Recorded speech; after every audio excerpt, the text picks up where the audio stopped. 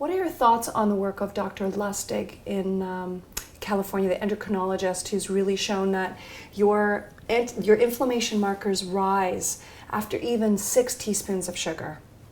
He's doing good work.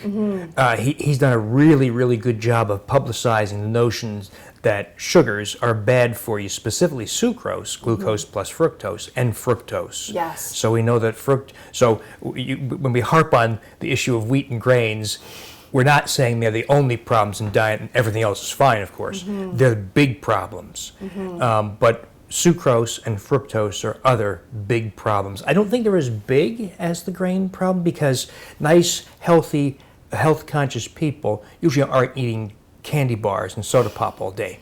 But they are eating those healthy whole grains. And we also know that the gliadin-derived opiates of wheat drive the appetite for the sweets.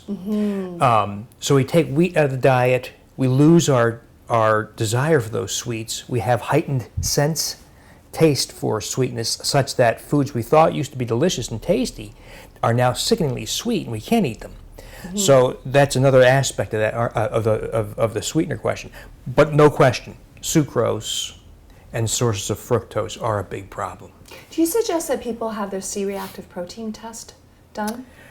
I do test it, but unfortunately people have been brainwashed by the statin data. That tells us if you have a high C-reactive protein, regardless of your LDL cholesterol, you need a high dose of a statin drug for the inflammation aspect of cardiovascular risk. This is nonsense, of course. That's a trumped-up study paid for by a drug company, very flawed, by the way. And you and I can reduce C-reactive proteins to 0 with diet. You don't need drugs to do it. Yeah, absolutely.